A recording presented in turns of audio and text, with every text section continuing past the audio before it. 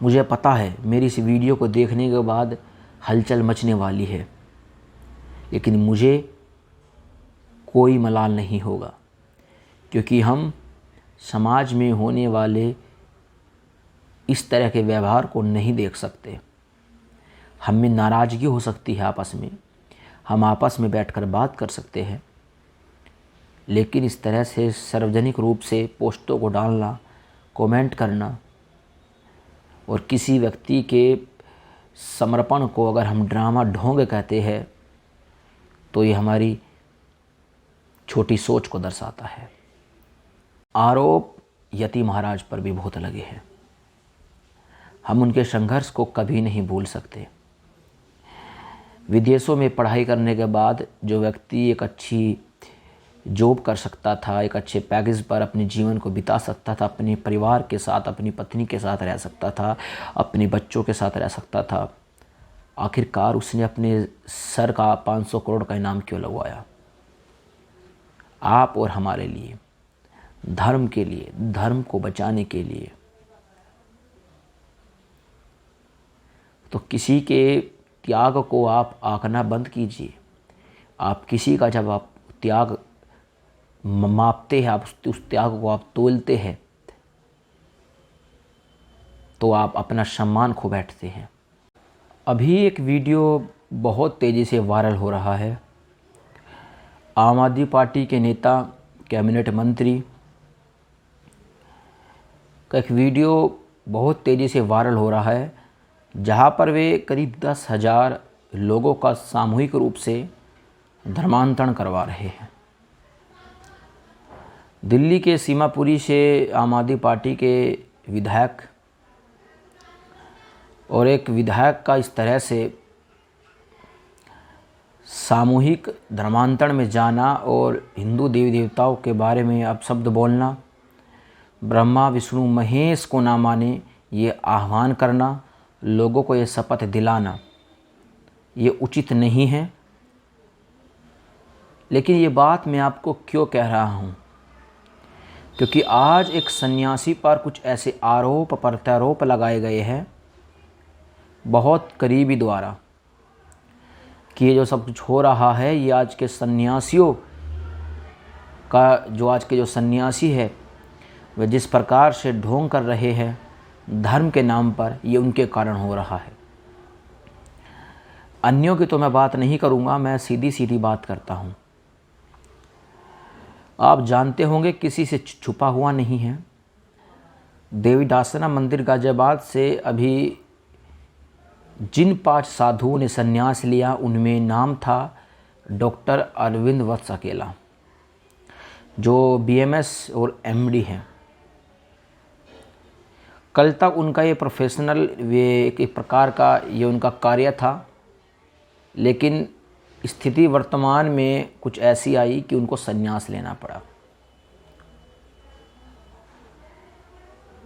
एक व्यक्ति जिसका परिवार हो, जिसका बेटा हो, जिसकी पत्नी हो और उसको अचानक से संन्यास लेना पड़े, आप उसके दिल पर हाथ रखकर पूछिए उसको कैसा लगेगा। अचानक से उस पर आरोप लगा देना, प्रत्यारोप, उस पर आरोप प्रत्यारोप लगा देना, ये कहीं तक भी न्यायपूर्ण नहीं है। अभी 25 तारीख को ही यति महाराज ने डॉक्टर अरविंद वत्स अकेला समेत 4 और लोगों को संन्यास दिलाया और उनको नए नाम दिए। यति निर्भयानंद सरस्वती डॉक्टर साहब का नया नाम हुआ। उन्होंने संन्यास लिया और संन्यास की जो सीमाएं होती है उसका पूर्णतः वे पालन कर रहे हैं, लेकिन उसके बाद भी समाज के कुछ लोग उन पर आरोप लगा रहे हैं। कल तक उनके साथ ही रहे। मैं किसी का नाम नहीं खोलना चाहूँगा क्योंकि मैं किसी को बदनाम नहीं करना चाहता। कल तक उनके साथ ही रहे कुछ लोग आज उन पर ढोंगी होने का आरोप लगा रहे हैं। ये कह रहे हैं कि जब तुमको संन्यास लेना ही था तो ये ड्रामा क्यों किया। मैं किस ड्रामा की बात कर रहा हूँ, आइए मैं आपको बतलाता हूँ। ये बात है कुछ दिन पहले की जब डॉक्टर साहब को एक नंबर से, अज्ञात नंबर से धमकी मिली, उन्होंने अपने नज़दीकी थाने गाज़ियाबाद में उसकी धमकी की जो रिपोर्ट है वो दर्ज करवाई और पुलिस ने करीब 7 दिनों के बाद एक व्यक्ति को गिरफ़्तार किया दिल्ली के महिपालपुर से। और पुलिस ने उल्टा आरोप यति निर्भनन सरस्वती, चूँकि अब वे यति निर्भनन सरस्वती के नाम से ही जाने जाएंगे तो मैं उनको उनके ही इसी नए नाम से पुकारूंगा, जो कि यति निर्भनन सरस्वती जी का ये कहना है कि पुलिस ने उनको फंसाने का प्रयास किया है और उनके ऊपर उल्टा केस कर दिया। डॉक्टर साहब का ये कहना था कि, माफ़ कीजिए मैंने डॉक्टर साहब कहा, यति निर्भयानंद सरस्वती महाराज का ये कहना था कि उनको सरतन से जुदा की धमकी मिली है। इसके बाद उन्होंने पुलिस से सुरक्षा की गुहार लगाई। पुलिस ने उल्टी सुरक्षा देने के बजाय उनको ही फंसा दिया। और स्थिति को देखते हुए जब उन्होंने यति महाराज से इन परिस्थितियों के बारे में बात की कि कैसे होगा,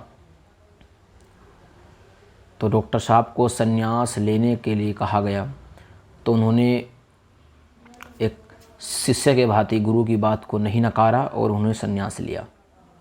अपनी अंतरात्मा से पूछते हुए, परमात्मा को मानते हुए उन्होंने संन्यास लिया और उस संन्यास को उन्होंने परमात्मा की इच्छा मानी। लेकिन कुछ लोगों को ये रास नहीं आया, मुझे पता नहीं क्यों रास नहीं आया। उन पर आरोप लगाया गया कि अगर आपको संन्यास लेना ही था तो ये सब ड्रामा करने की क्या आवश्यकता थी। कहने का अर्थ ये है, उन पर आरोप ये लगाया गया कि आपने सस्ती लोकप्रियता पाने के लिए सब झूठी कहानी आपके द्वारा गढ़ी गई कि आपको धमकी मिली है वगैरह वगैरह। और अगर ये बात कोई 4 दिन पास में बैठने वाला व्यक्ति करता तो हम इसको छोटी बात मान सकते थे। लेकिन एक व्यक्ति जो लगभग जीवन के आधी उम्र उनके पास बैठा, उसने ये बात कही तो दिल को एक घात करने वाली बात है। आज मेरी जब यति निर्भयानंद सरस्वती जी से बात हुई तो उन्होंने कहा कि मैंने महादेव के शिवलिंग पर हाथ रखकर ये कसम खाई थी कि मैंने कोई भी झूठी बात नहीं कही है, और अगर उसके बाद भी ये लोग मेरी बात पे विश्वास नहीं करना चाहते तो मैं विश्वास दिलाना भी नहीं चाहता हूँ। चूँकि उन पर आरोप लगाए गए कि समाज में आप जैसे लोगों के कारण ही हिंदुओं का धर्मांतरण हो रहा है, और चूँकि उनके सन्यास को दिल्ली में जिन 10,000 लोगों का धर्मांतरण हुआ और उनको बौद्ध बनाया गया, उनसे उनको जोड़ के देखा गया। मैं ये वीडियो बड़े ही दुखी मन से बना रहा हूँ, क्योंकि हम जिनके पास में बैठते हैं, जो हमारे साथी होते हैं, हमारे साथियों को हमसे एक उम्मीद होती है कि अगर हम किसी भी स्थिति में हों, किसी भी परिस्थिति में हम हों, तो हमारा साथी हमारा साथ देगा। लेकिन जब ऐसी बात समाज के बीच में सार्वजनिक रूप से रखी जाती है, पोस्टों के रूप में रखी जाती है, तो कहीं ना कहीं ये हृदय विदारक होती है। हालांकि मैं नाम किसी का नहीं खोलूँगा, किसने लिखा है किसने नहीं लिखा है, क्योंकि मैं किसी को बदनाम नहीं करना चाहता और ना मैं सस्ती लोकप्रियता पाना चाहता हूँ। मैं सिर्फ इतना चाहता हूँ कि किसी पर निराधार आरोप ना लगाया जाए। किसी व्यक्ति की कुछ परिस्थितियाँ हो सकती है, उसकी करंट कंडीशन हो सकती है, आखिरकार उसने संन्यास क्यों लिया। एक व्यक्ति जो पेशे से डॉक्टर हैं, जिसके बाद BMS और MD की डिग्री है, जिसका एक परिवार है, जिसका बेटा सॉफ्टवेयर इंजीनियर है, जिसकी पत्नी भी डॉक्टर हैं, अगर उस परिवार को छोड़कर एक व्यक्ति संन्यास की तरफ जाता है, अध्यात्म की तरफ जाता है, ईश्वर की भक्ति की तरफ जाता है और खुलकर विधर्मियों को चेतावनी देता है, उनको चुनौती देता है, तो उसने कुछ सोच समझकर ही संन्यास लिया होगा। तो मैं बस इतना कहना चाहूँगा कि किसी व्यक्ति के संघर्ष को आप इतना कमज़ोर मत मानिए और अपने आंकड़ों पर आंकना बंद कीजिए। हर किसी व्यक्ति की अपनी अपनी सोच होती है। जिस स्थिति में, मेरा ये मानना है, जिस स्थिति में यति निभनन सरस्वती जी ने, जो पहले डॉक्टर अरविंद वत्स अकेला थे, जिस परिस्थिति में वे रहे, अगर एक अन्य आम आदमी होता तो वो डिप्रेशन में पहुंच जाता। क्योंकि जिसने 24 साल 25 साल तक डॉक्टरी की है, किसी के धर्म को नहीं देखा, निस्वार्थ सेवा की है, काफ़ी संस्थाओं से जो व्यक्ति जुड़ा हुआ था, उसके बाद भी इस तरह का आरोप उस पर लगते हैं कि उसने सस्ती लोकप्रियता के लिए सब कुछ किया है, तो ये बिल्कुल भी सही नहीं है। ये आरोप आपको इस तरह नहीं लगाने चाहिए थे। पब्लिक के रूप से आपको इस तरह से पोस्टें नहीं करनी चाहिए थी। उम्मीद है आप मेरी बात को समझे होंगे। अगर नहीं समझे होंगे तो आप समझ जाएंगे। और एक बात मैं अंत में ये भी कहना चाहता हूँ कि आरोप यति महाराज पर भी बहुत लगे हैं। हम उनके संघर्ष को कभी नहीं भूल सकते। विदेशों में पढ़ाई करने के बाद जो व्यक्ति एक अच्छी जॉब कर सकता था, एक अच्छे पैकेज पर अपने जीवन को बिता सकता था, अपने परिवार के साथ, अपनी पत्नी के साथ रह सकता था, अपने बच्चों के साथ रह सकता था, आखिरकार उसने अपने सर का 500 करोड़ का इनाम क्यों लगवाया? आप और हमारे लिए, धर्म के लिए, धर्म को बचाने के लिए। तो किसी के त्याग को आप आंकना बंद कीजिए। आप किसी का जब आप त्याग मापते हैं, आप उस त्याग को आप तोलते हैं, तो आप अपना सम्मान खो बैठते हैं। मैं क्या कर रहा हूँ समाज के लिए, आप केवल उस पर ध्यान दीजिए। कोई व्यक्ति अपने उद्देश्य पर चलता है। हर व्यक्ति का अपने उद्देश्य होता है, उसकी एक राह होती है। इस धरती पर जो भी कोई आता है उसको एक उद्देश्य मिलता है। आप जब किसी को निजी तौर पर टारगेट करते हैं तो आपको कोई अधिकार नहीं कि आप उसको निजी तौर पर टारगेट करें। जब आपको कोई टोकता नहीं है आप समाज में क्या कर रहे हैं, क्या नहीं कर रहे हैं, तो आपको कोई अधिकार नहीं कि आप उसको टोकें। आप उसको निजी तौर पर आप उस पर घात करें, आपको कोई अधिकार नहीं है।